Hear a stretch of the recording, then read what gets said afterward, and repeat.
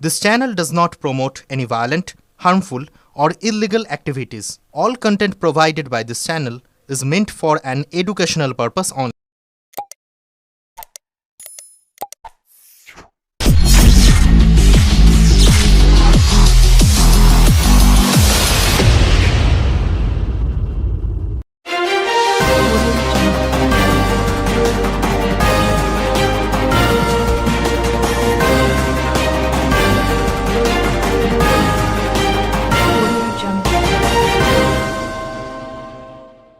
সাহিত্য সম্রাট বঙ্কিমচন্দ্র চট্টোপাধ্যায় বন্দে মাতরম রচনার ১৫০ বর্ষ পূর্তির সূচনা পর্বে ১৫০ কণ্ঠে বন্দে মাতরম অনুষ্ঠানের আয়োজন করেছে ভারত মাতা সেবা সমিতি।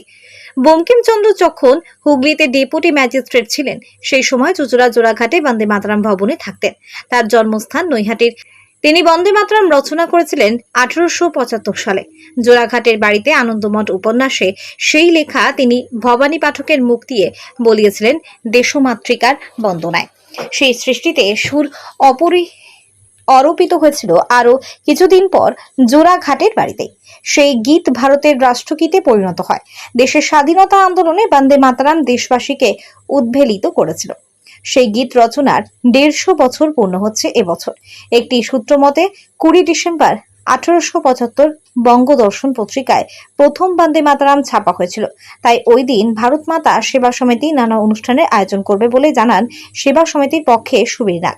আগামী ২২শে জুন জোড়াঘাটে বন্দে মাতরম ভবনে পালিত হবে অনুষ্ঠান। সকাল থেকে দেশাত্মবোধক অঙ্কন প্রতিযোগিতা, তারপর বিকাল ৫টা থেকে ১৫০ কণ্ঠে বন্দে মাতরম গান করবেন ১৫০ শিল্পী, কবি, সাহিত্যিক, গুণীজনরা উপস্থিত থাকবেন।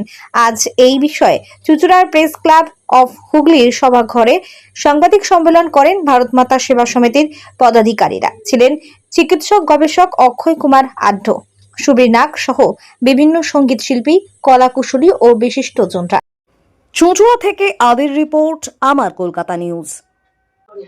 জাতীয় সঙ্গীতের সৃষ্টির ১৫০ বছরকে আমরা স্মরণ করছি। সঙ্গীতের দুটো ভাগ থাকে, একটা হচ্ছে তার গীতি অংশ, একটা সুর অংশ। গীতি অংশ তিনি বঙ্কিমচন্দ্র খাতালকার রচনা করেছিলেন, আর তার উপরে সার্থক সুরারোপিত হয়েছিল আমাদের চুঁচুড়ো শহরে। সেই সুর বঙ্কিমচন্দ্র অনুমোদন করেছিলেন এবং সেটা আনন্দমঠে ছাপা হয়েছিল।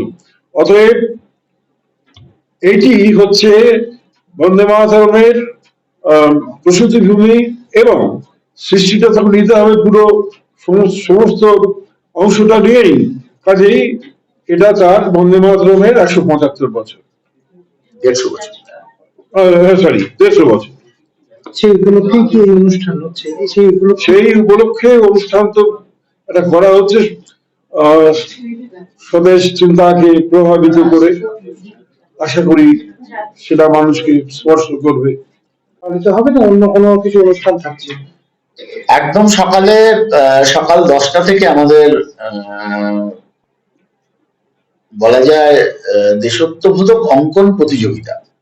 এটা ৩টে বিভাগ আছে এবং ৩টে বিভাগেই আমাদের প্রথম যে একদম বাচ্চাদের বিভাগ, ক বিভাগ, সেখানে জাতীয় পতাকা, মানে উদ্দেশ্যটা আমাদের অন্য কিছু না, যে জাতীয় পতাকার সাথে দেশাত্মবোধের সাথে এবং ভারতীয়তার সাথে একদম আমাদের বাচ্চা থেকে বড় অবধি সবাইকে ওয়াকিবহাল করা, তার মধ্যে সেই দেশাত্মবোধটা যাতে জেগে ওঠে, জাগরিত করার জন্য সেখানে আমরা রেখেছি শুধুমাত্র জাতীয় পতাকা তাকে আঁকতে হবে। খ বিভাগে আমাদের আছে পতাকা উত্তোলন। সবকিছুর সাথেই আমরা বন্দে মাতরমকে কোরিলেট করেছি এবং তারপর স্বাধীনতা সংগ্রাম খ বিভাগে। তো যাই হোক, এইভাবে দিনটা পালন হবে।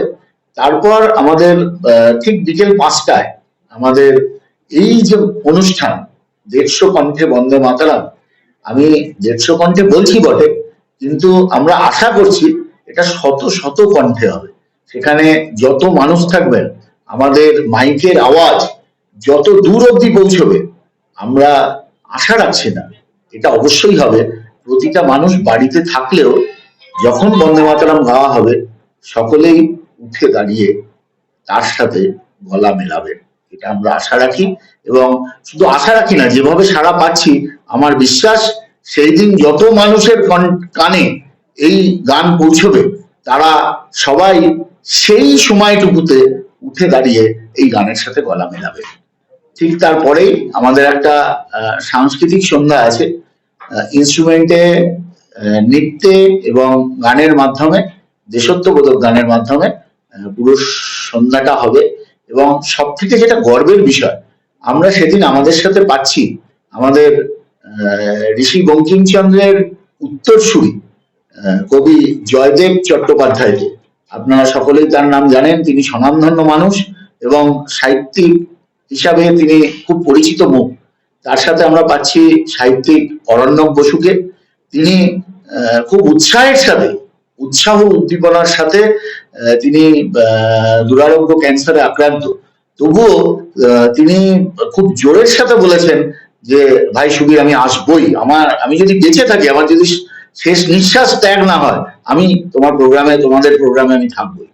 তার সাথে আমাদের সাথে থাকছেন কাজী নজরুল ইসলামের পৌত্রী সোনালী কাজী। দিদিও খুব আনন্দিত যে এরকম একটা অনুষ্ঠানে তারা সবাই থাকতে চায়।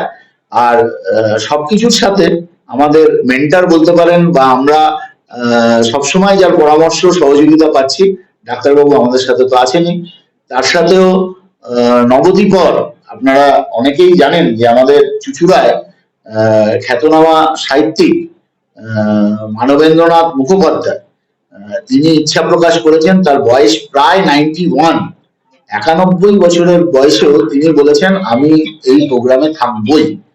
এবং আরো একজন বিশিষ্ট আমাদের এই চুঁচুড়া শহরের সঙ্গীত শিল্পী, নামটা কি দিদি,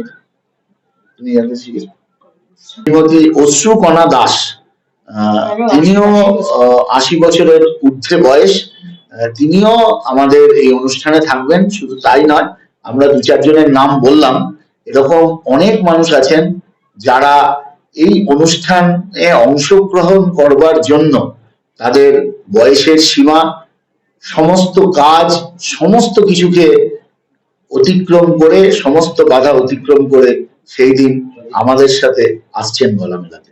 আমি আবারও আপনাদের মাধ্যমে সকলকে আহ্বান জানাচ্ছি, যত দূর অবধি আমাদের এই 150 কণ্ঠে বন্দে মাতরম গীতের আওয়াজ পৌঁছচ্ছে, সেই দিন যত মানুষের কানে যখন ওইটুকুনি সময় প্রত্যেকে উঠে দাঁড়িয়ে মর্যাদার সাথে এই গানটিতে গলা মেলাবেন, এবং সেটা যদি টিভিতে দেখেন তাতেও গলা মেলান, আমরা ভারতবর্ষের এই রাষ্ট্রকে, আমাদের চুঁচুড়া শহরের এই গর্বকে আমরা সুরে সুরে, এক সুরে মেলাতে চাই।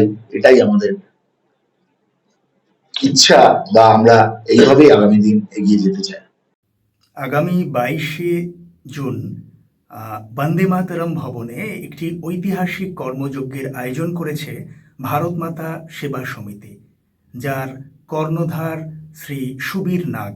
তার আমন্ত্রণে আমি উপস্থিত থাকছি এক ঐতিহাসিক মুহূর্তে, কারণ সেদিন 150 জন সঙ্গীত শিল্পী বন্দে মাতরমের 150 বছর পূর্তি উপলক্ষে তারা সমবেতভাবে সঙ্গীত পরিবেশন করবেন। এই রাষ্ট্রগীত বন্দে মাতরমের সম্মেলক উচ্চারণ আমাদের কাছে একটা অন্য বার্তা নিয়ে আসবে, যে দেশের থেকে বড় কিছু নেই, যে আমরা অস্থির সময়ের মধ্যে দিয়ে যাচ্ছি, এখানে কিন্তু একমাত্র দেশপ্রেম এবং মানুষের প্রতি ভালোবাসাই কিন্তু আমাদের সমস্ত বাধা বিপত্তি অতিক্রম করার একটা প্রেরণা যোগাবে। আমি এই অনুষ্ঠানের সর্বাঙ্গীন সাফল্য কামনা করছি এবং আমি ব্যক্তিগতভাবে উপস্থিত থাকছি। আপনারাও আসুন। সকলকে অনেক অনেক শুভেচ্ছা এবং অভিনন্দন। জয় হিন্দ, বন্দে মাতরম।